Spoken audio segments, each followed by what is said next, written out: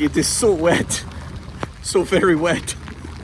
Hey everyone, welcome back to the VSO Gun Channel. It's great to be here as always. As I mentioned in my video earlier today, I am fresh back from Guncon, and you guys who have been following the channel for some time know that I like to do a recap from many of my travel trips, tell you about the cool things that I saw, and if you guys think it's cool as well, then I will do my best to run that down. So this event was held in Grinnell, Iowa, and it was put on by Brownells and the Gun Collective.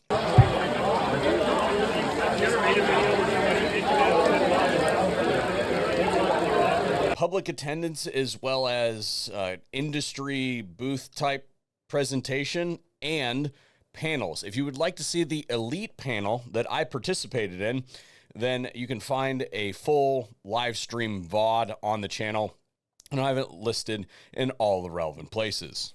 When it comes to changing the perception of these assault weapons, what was that? One more time? Does that pretty good. Assault weapon.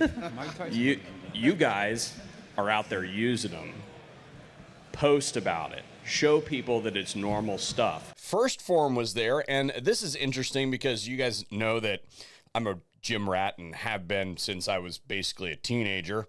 I have recently cleaned up my diet a whole lot. I don't like to talk about this a whole lot, but I have non-alcoholic fatty liver disease, so I have been cutting out like basically most carbohydrates out of my diet. So I survived basically all weekend on First Form's energy drinks and their meat sticks. So I greatly appreciate having a supplement company there that provides relatively clean stuff, because it's really difficult to eat on the road when you're trying not to eat carbohydrates.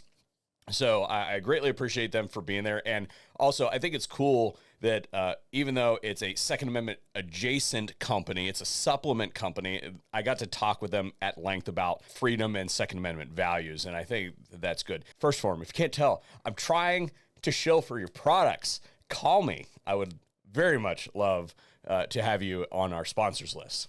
Ranger Point Precision was there, and they are responsible for the cool lever guns that you see circulating around the internet. Their take is bring a lot of the old style rifles up to modern standards, allowing you to quickly integrate ammunition carrying capacity, optics, all that sort of stuff.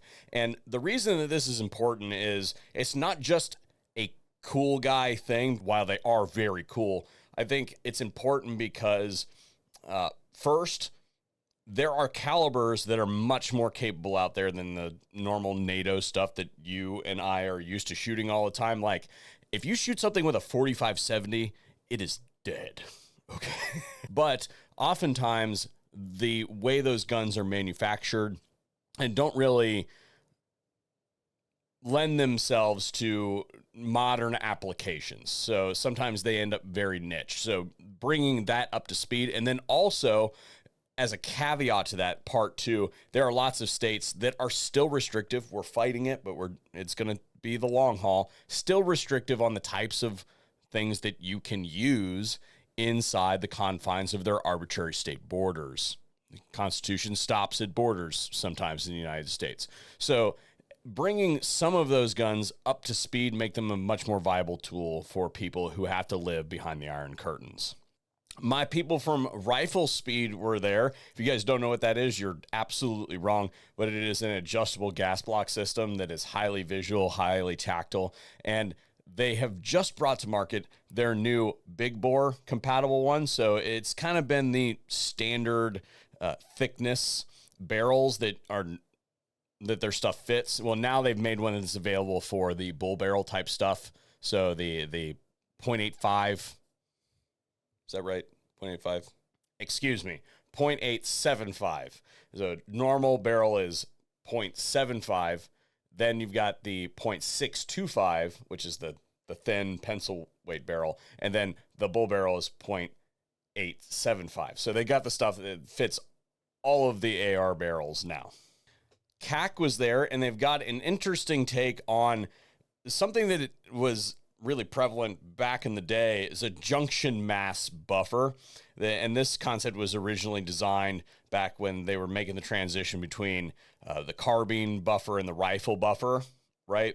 And the the whole thing was enhancing mass and helping to fix the overgassing problems before the modern conveniences came around. Well, CAC is a new spin on that junction mass buffer, and I'm very interested to test that out and see what kind of difference we get as far as like felt recoil and the gassing of the rifle is concerned. High Point was there, my boys from High Point, and I'm going to say this here, and maybe if I say it publicly, maybe they'll clean up their act a little bit. Why do I have to travel across the country to see you when you are a couple hours across the state from me?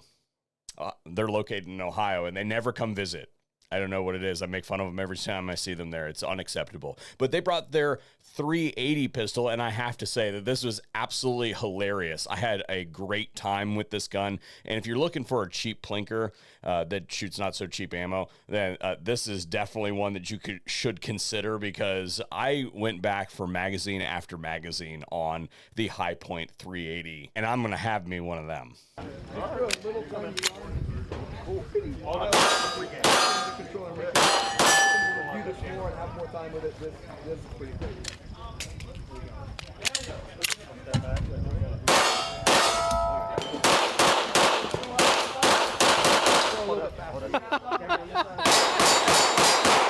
And then to close this up today, I think that the undisputed winner of cool stuff at this show was Stuff and Things amalgamation of AK and Bizon Abomination. The thing was absolutely great. It is, of course, in prototype phase, so we don't have the final product, but they brought it to show off. And the interesting thing about this is, and this is possibly why the Bizon didn't catch on quite at the level that it could have, is that it is a relatively intricate design, and on top of that, relatively expensive to manufacture. And I think when we're considering like Soviet manufacturing, they machined things that absolutely had to be machined. And that was about it.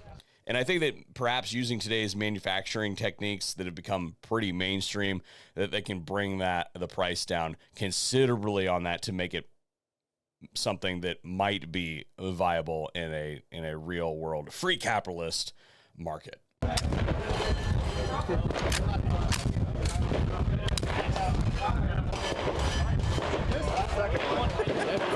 These are printed prototypes, that's why that's happening. I'm sorry I broke your toy. That's all I got for you guys today. Thanks for tuning in to my tours with Guncon. We'll see you on another video here at the VSO Gun Channel.